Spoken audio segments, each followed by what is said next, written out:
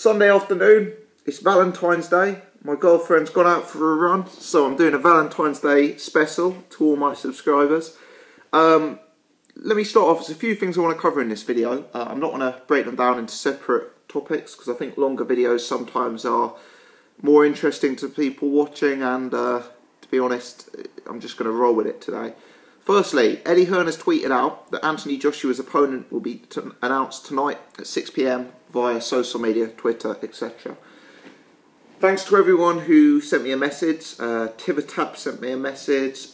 Conrad sent me a message letting me know this was going to be announced. So, yeah, thanks to everyone for the shout out. And clearly it's going to be of interest. I'm sure if I can get permission from the missus, I will do a follow-up video after it's announced with some initial thoughts as to who the opponent is.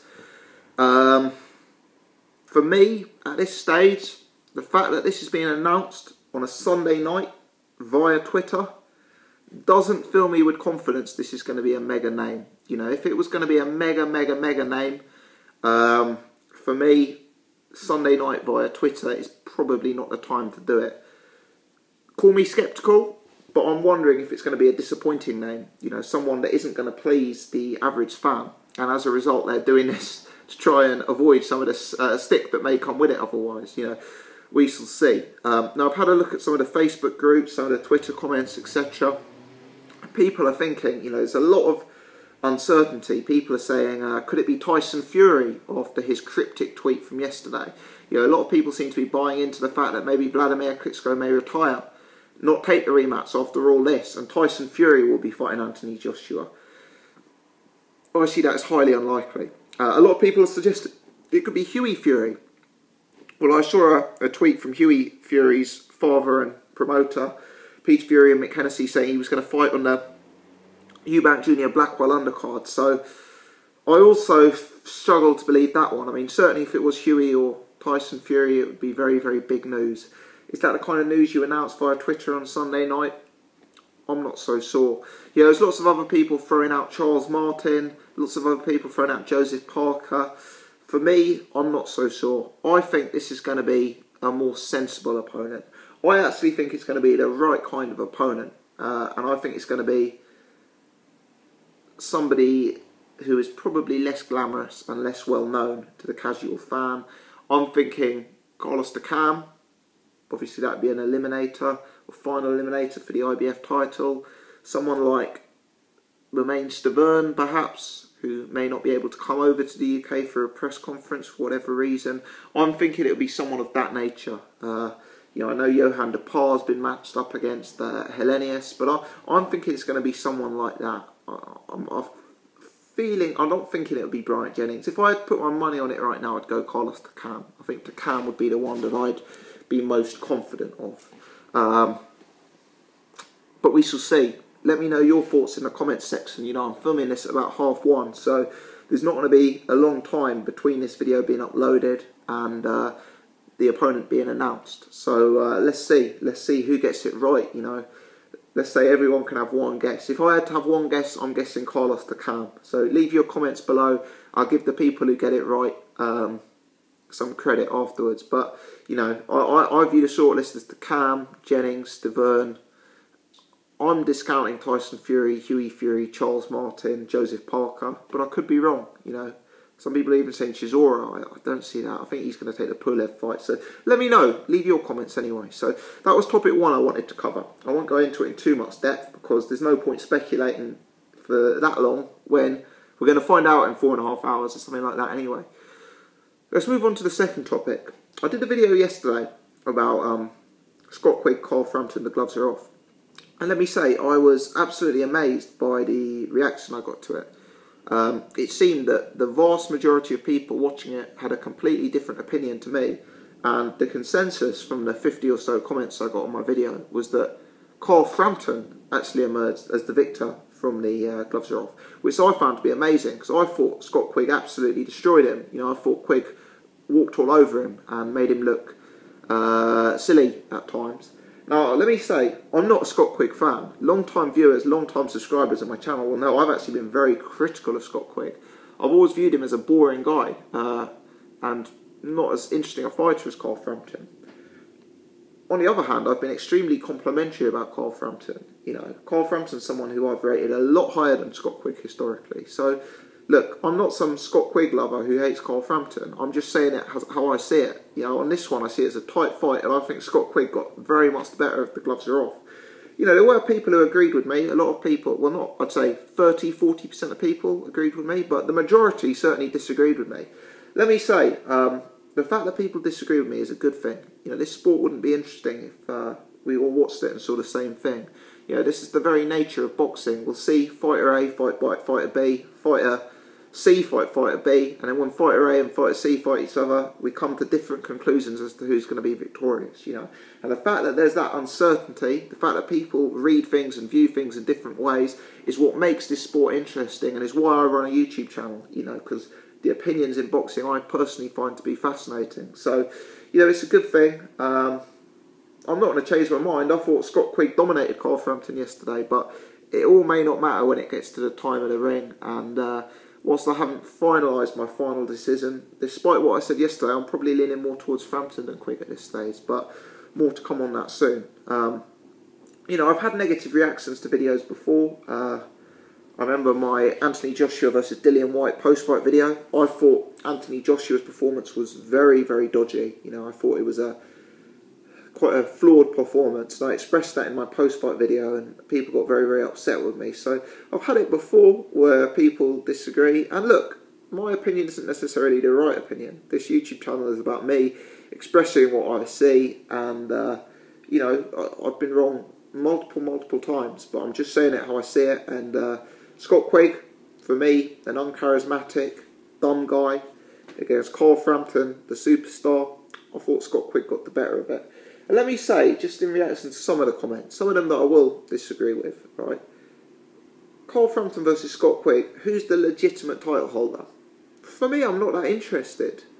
You know, let's be honest, the winner of this fight is a legitimate world champion, whoever it is. The winner of this fight is probably the number 2 in the division after Rigondeaux.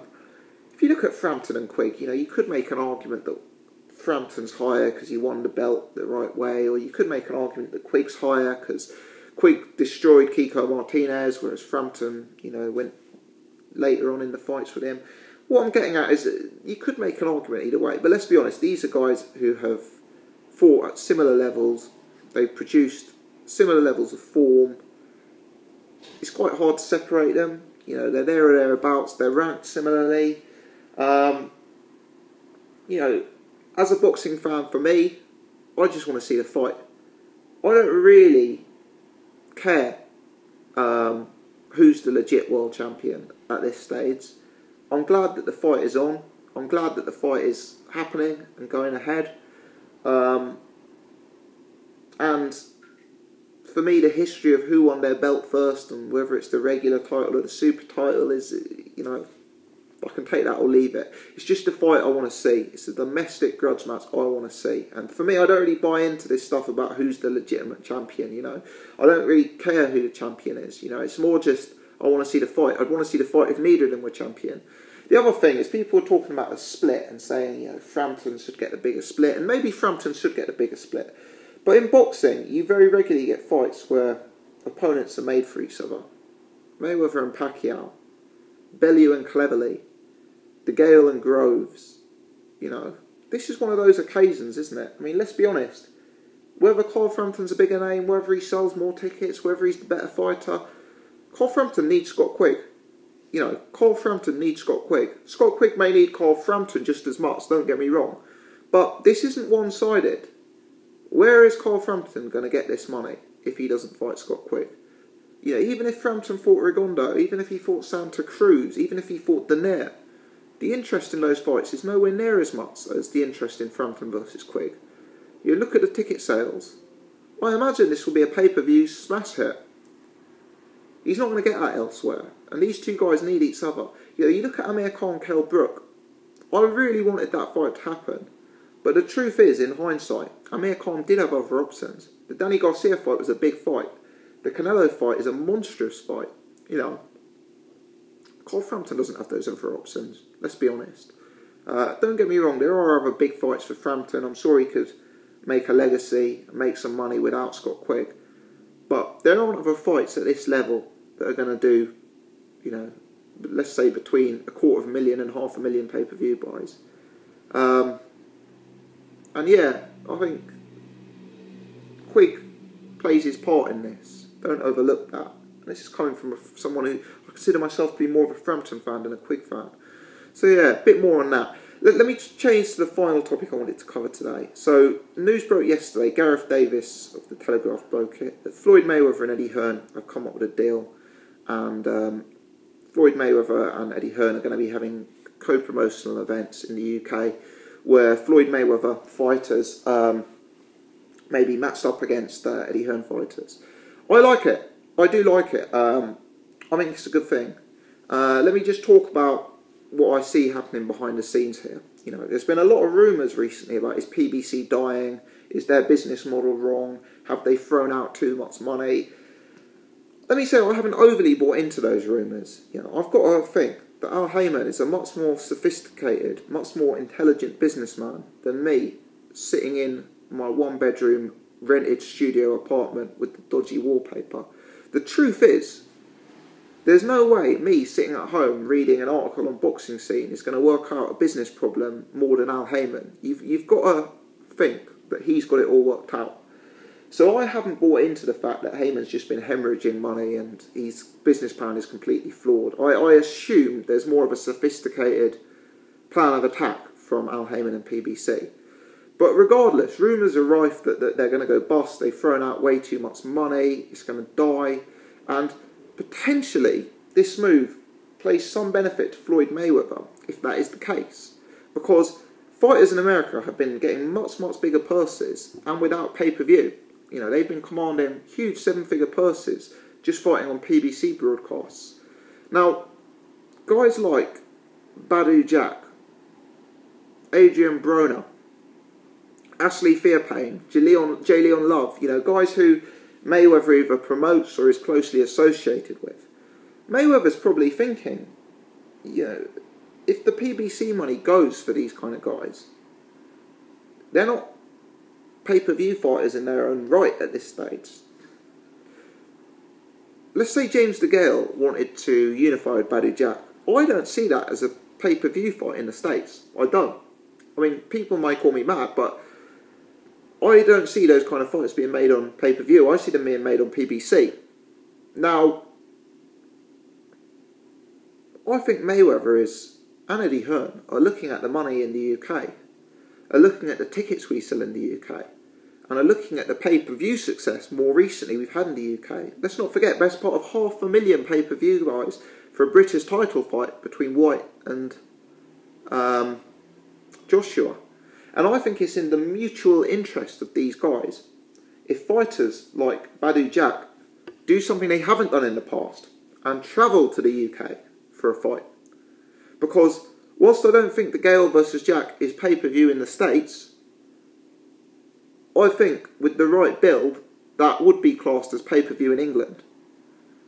And it's mutually beneficial. Mayweather gets Badu Jack on pay-per-view, which he maybe wouldn't achieve in America. And if PBC is in trouble, if it is in trouble, he may not be able to achieve the same salaries for Badu Jack out in America. And Eddie Hearn, who's made no secret he's a British promoter who wants to promote fights in Britain, gets to keep guys like James DeGale, who are signed with Al Heyman, fighting in the UK. And therefore he's able to provide his broadcaster, Sky, with the pay-per-view fights that they will require. So I think it's mutually beneficial in this place. And I think if PBC is struggling, and if the PBC fees they pay fighters start to drop, it makes sense for Floyd Mayweather to look at this other route to market for his fighters. Because the pay-per-view market in the UK, as I see it, is becoming more regular and more established. Whereas in America, it's becoming less regular and less established due to PBC. And if PBC is in trouble, these fighters aren't going to want to take a reduction in pay. You know, James DeGale versus Badu Jack, and that's an obvious fight. You know, Jaleon Love, there's obviously guys you could mix him in with. Maybe a Chris Eubank Jr. if Hearn was to sign him again. Maybe he wants to fight at super middleweight and, you know, you can match him up with a George Grove, someone like that. You know, Kell Brook Could Kell Brook fight the winner of Adrian Broner and Ashley Fairfane on pay-per-view? I know that's a light welterweight fight, but I think both of those guys, Broner and Fairfane, would maybe look at a move to 147 for a world title shot and a pay-per-view occasion against Kell Brook. You don't get me wrong, I'm not saying I'd want to sit down and pay 20 quid for Kell Brook versus Ashley Fairfane. Don't get me wrong. But I'm saying from Eddie Hearn and Floyd Mayweather's perspective, as businessmen, I'm sure they're looking at these routes to market. You know, the other thing is, if PBC does collapse, could Floyd Mayweather be in a position to snap up some of those PBC fighters and sign them to the Mayweather Promotions banner? You know, potentially. You know, this for me is a reflection of how well boxing is doing in the UK, in pay-per-view terms, in ticket sale terms, and just in general interest terms. It'd be interesting to see what matchups are made. I guess my concern is Eddie Hearn and Floyd Mayweather are two shrewd operators. Perhaps they come up with a big branding of UK versus US and promote it and have spin-off shows and get it really rocking and rolling. Maybe create some fake beef between Eddie Hearn and Floyd Mayweather, and then we see pay-per-view after pay-per-view after pay-per-view being spun off the back of it. You know, I don't know, but it's interesting, and as long as the standard doesn't drop too much and we don't start seeing Ashley Fairfane and J. Leon Love being regular pay-per-view fighters, then it's not potentially a bad move. You know, it opens up some new doors. It might mean that the likes of DeGale Badu Jack could happen in the UK rather than the US, which for me as a boxing fan from the UK, I'd prefer. I don't like staying up till 3 AM in the morning to watch fights, just my personal preference. So yeah, that's my thoughts. A lot to talk about today, all in one video. I wanted to cover a bit of I wanted to come back at a few of the comments from Quigg Frampton, so put down a few thoughts on that. Let me know about Anthony Joshua. Who's he going to fight tonight? Sorry, who's he going to announce that he'll be fighting tonight? And finally, Floyd Mayweather, Mayweather Promotions, the money team, doing some deal with Eddie Hearn. What do you see happening? What fights do you see being made off the back of that? Is it a good thing? Do you have concerns? Let me know your thoughts. If you've enjoyed this video, please click the thumbs up button. I'd certainly appreciate that. It helps me spread the word and get this video out there to more people. If you could also, if you're new to the channel or if you've joined recently, please hit the subscribe button. Wouldn't want you guys to miss out on any future videos that I do. I'll certainly be covering Anthony Joshua's opponent. I'll certainly be covering the build-up to Frampton Quigg. And when fights and more details start coming out of this Floyd Mayweather Eddie Hearn situation, I'll make a follow-up video. So hit the subscribe button so you don't miss out on any of those. Thanks a lot for watching. Happy Valentine's Day.